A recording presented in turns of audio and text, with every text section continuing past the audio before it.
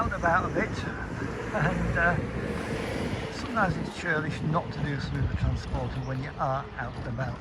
And so as I was in Morpeth for some reason, I thought it would follow on nicely from last month's programme, where we took the train from York to Edinburgh, passed through Morpeth station, never stopped there.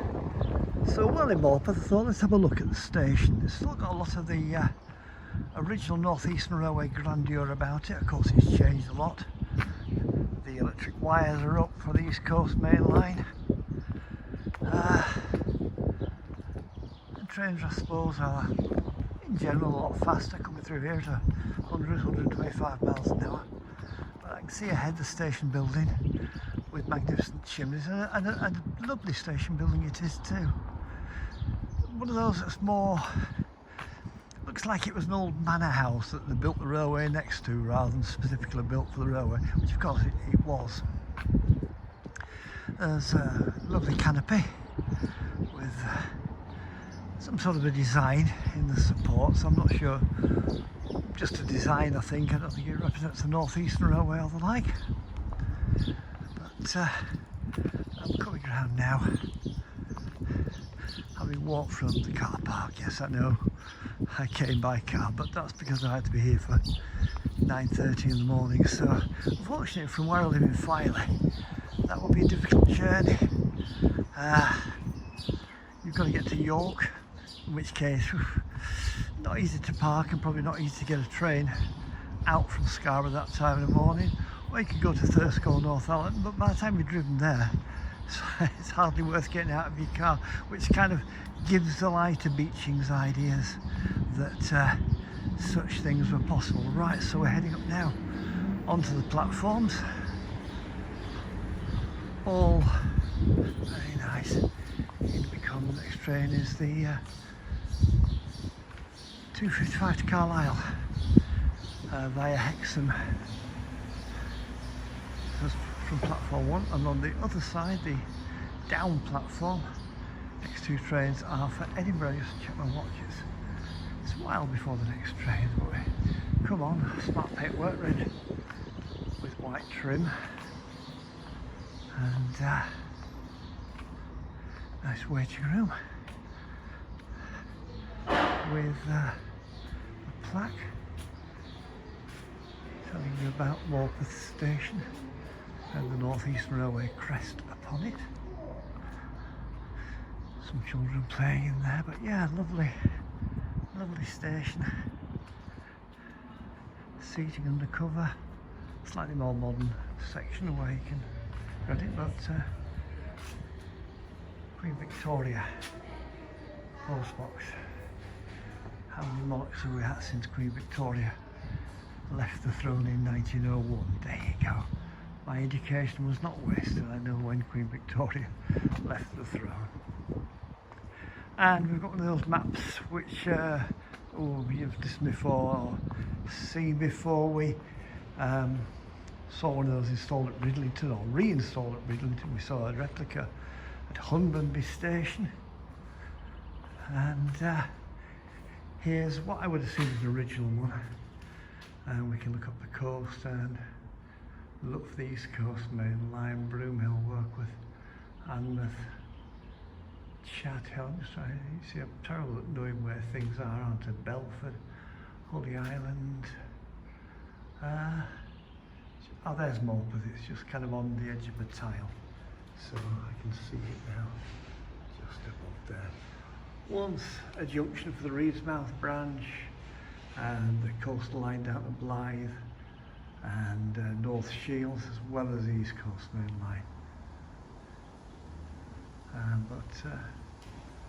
Yeah, of course this area was thick with railways, many of them built for the freight traffic rather than the passenger traffic.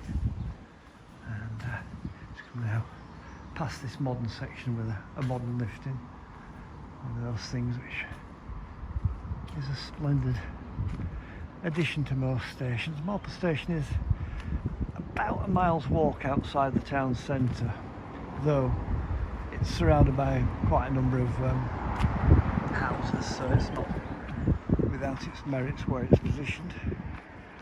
But as I say, we've got some time before the next trains come in. And you can see relatively long platforms, not super long, but relatively long. And we've just seen a DMU go past, but beyond that, we've got red lights all the way, so I don't know if anything's due. And opposite the car park, which I assume was once the goods yard, because across there is still fairly well preserved. Major goods shed now in use as some kind of agricultural warehouse. I think so, yeah. I think the sacks are that kind of agricultural stuff. So more heritage, albeit disconnected from the railway. Also you can see level crossing barriers a little bit further down. Passing the sign on the signal saying electric trains, no access to southeast curve. And we're just waiting now for the train. The Edinburgh train is the next service in, so we're going to see that. And then we'll see the Carlisle train before setting off. I'm just wandering along the platform now. I can see the train is being signalled because there's red flashing lights on the level crossing a bit further up. And a gathering of passengers on platform 2. Yeah, I think platform 2 is the Edinburgh platform. I hear squeaking. Here's a 158 coming in behind me, you see. Presumably that's the curve which electric train shot off then, isn't it? Yeah. Car number 158.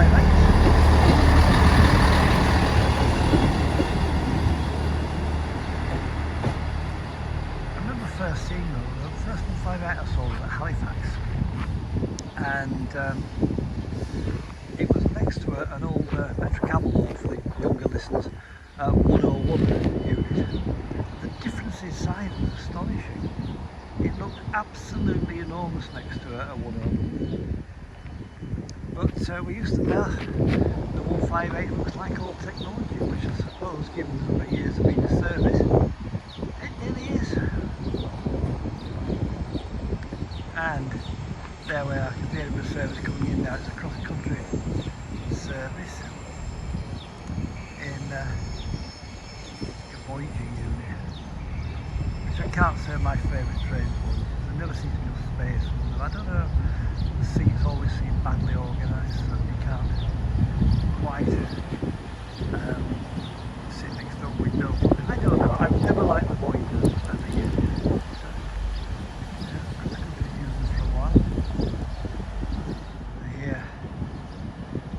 Whistles. Something's going, which I suspect is a 1449 to Edinburgh. Whistle hall, no. It's sitting there quite happily. And there's a crossover in front of it. It takes you this curve. But must be due to leave any moment because the barriers are still flashing red to road traffic. I'm sure if I was local, I'd spend a lot of time just relaxed sitting here watching the trains go by. And there we go, there goes the Voyager. Great lovely diesel thing. There you go. This is badge on the front. 22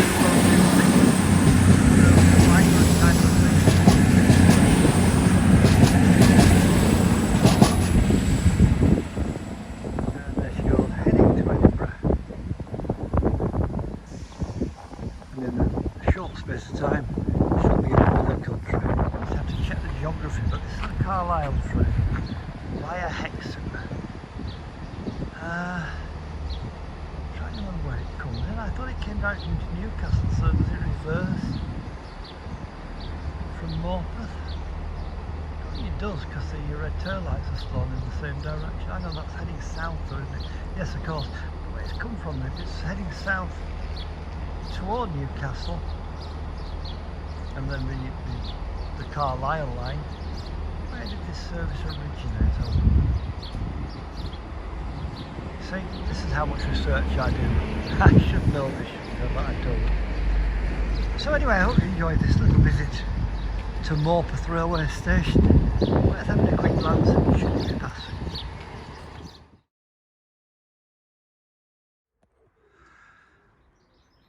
Well, what a pleasant summer's evening it is here at Pegswood.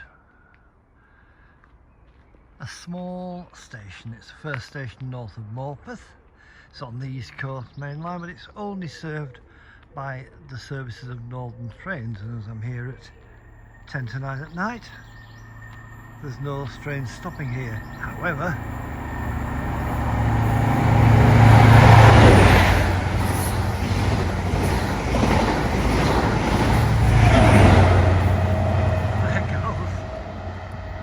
HST run by Cross Country. So being the East Coast Main Line, of course, things are passing through as they do, but it's not really anybody else here. Very pleasant station, nice and green, lots of greenery on either platform.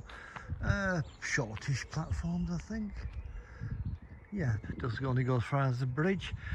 What I have found though, coming down, no sign of a timetable at all on the platform that I'm on, which I think is the northbound, if I'm any judge. Yeah, I think we're on the northbound platform here. As I've driven here, so twiddled round, it's hard to say. But on the other side, neat kept lawns, a little sign, nice waiting shelter, and that's on the up line to Newcastle, which I'd imagine is probably the most used of the two platforms. Changing in train tighter, but I still can't see a timetable over there at all. I think there's supposed to be an electronic notice board or electronic ticket machine or something, but that appears not to be doing anything apart from looking blank. What I'm going to do is going to wander up here onto the road bridge. It's the only way to get between the platforms, and see if we can see anything on the platform in way of informing the passengers where we are. As I say, it's got all the hallmarks of an unmanned, or unpersoned, shall we say, unstaffed, that's the word I'm looking for, of an unstaffed suburban station. There's no sign that it's staffed at rush hour or anything else, so you presumably pre-book or pay on the train. But up we go, past some rather nice dog roses, onto the main road here. I just passed it yesterday and I thought, it's interesting. I haven't really noticed that there would be a station there. And here we are, here's the sign, onward travel information, which buses you can get from here and to where.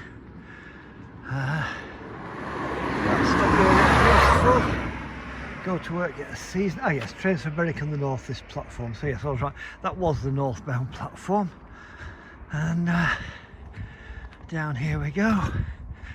Oh, now there may be no, I was thinking there was a timetable, but there isn't. It's just another sign about more flexible train travel. Here we are. So your services here are from the Metro Centre through Newcastle and up to Chat Hill and Alnmouth for Alnwick. Why is it Alnmouth and Alnwick? I don't know, but anyway, yeah, it goes Newcastle Manors, Cramlington, Morpeth, Pegswood, Widrington, Acklington, Alnmouth and Chat Hill. The last service through Pegswood is the 6:23 heading north, and heading south the last one is 7 minutes past 8.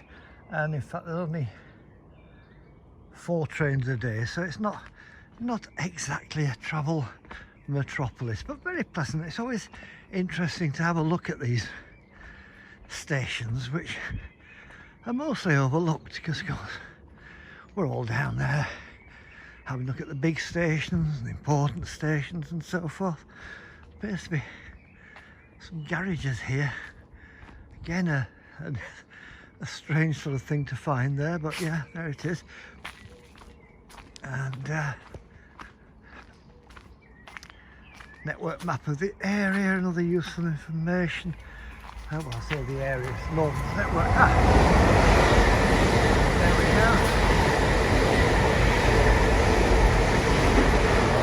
We've got LNER Azuma heading south, being a little bit quieter than the HST. So it's interesting to see that we have many farewell to the HSTs for a while. Right, we're near this screen here. Yes, it obviously is. Oh no, hang on. Yeah, it's a unused notice board that has probably been something else looking at, doesn't it? It's got voltage heading to it and things. But yeah, not in use. A couple of other signs, again, not really any useful information. Changes to train times in region. June, not much. Full day and weekend improvement work. Yeah. But yeah, it's another interesting little bit here is that there's this large iron fence and a raised section of line. More trainery heading north.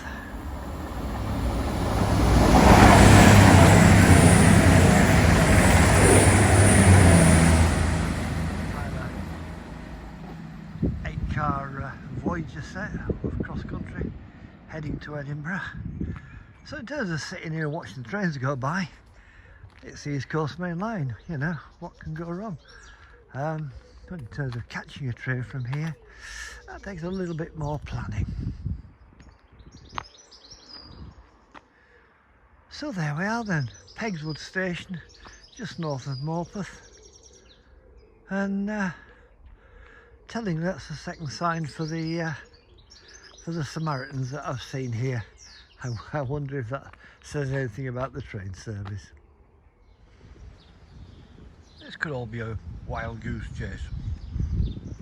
I'm back at Filey. Now, I was sat in my back garden and I heard a steam whistle, so I'm thinking, what? Went on to real-time trains. Nothing scheduled for that, so I assume it was a traction engine. I can't find it anywhere. I came straight out on the hunt and I could smell steam, so I assume it was a traction engine. However, while looking at real-time trains, I see there'll be a Thrall train from York due very shortly. Now, whether it's actually running or not, it runs as required, so quite difficult to say whether it will run at all. But I thought, well, let's have a little shot of Filey Station in this beautiful late June sunshine. The whole train from Scarborough is due very, very shortly. Here it comes, in fact, with a 158. Two-car 158. Increasingly rare on this line now. Most of the 158s have disappeared into other service elsewhere. And we now have the much more spacious units. Came down from ScotRail and have 3-car rail too, but there's still no doubt that the 158 is a lovely machine. You can hear the rumble of the engines behind there. I think a small bit of refurbing. There's plenty of life for the old dog yet. Haven't actually been on one of our local 158s for a while. It's quite possible that they now have Wi-Fi and charging points and all those things, which passengers now kind of feel is bigger, but I really don't know. I can sort of see this with my age, guys. It's 158 769. Can't quite make it out. I'm somewhere at the platform, so I can't make it out. But it's a lovely sight. Even your modern 158 looks good underneath the old station shed that was so very nearly totally demolished. Such a feature of the lines around here with these all over roofs. Really lovely things, but of course expensive. Bit of a hoo-ha bit further down the line at Beverley at the moment, because the concept is that they may lose their historic footbridge. It's still up to debate. It was supposed to be unsafe, but the construction had gone down. But the same really built, we shall see. 587996, there we go.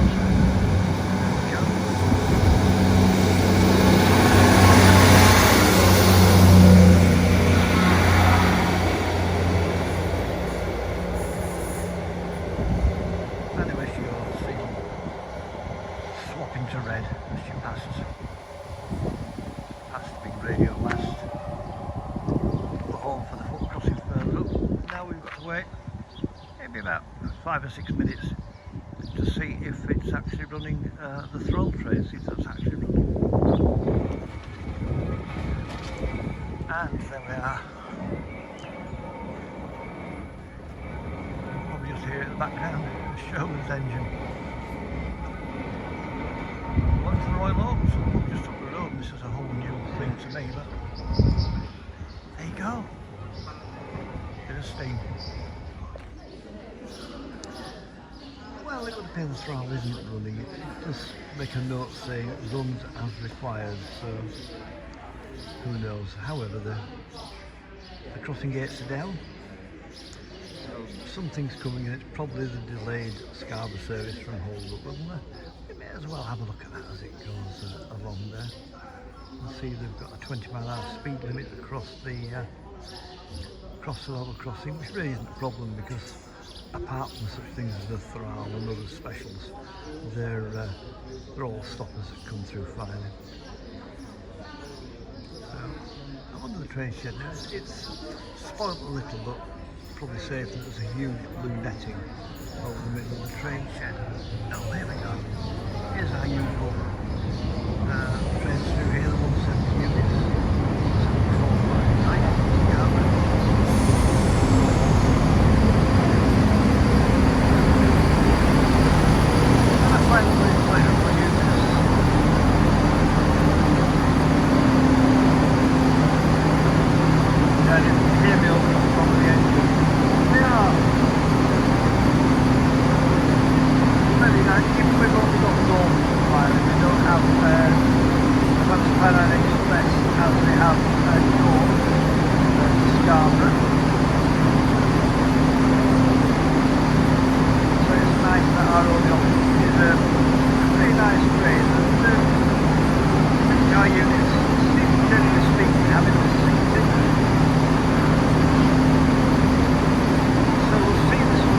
7459.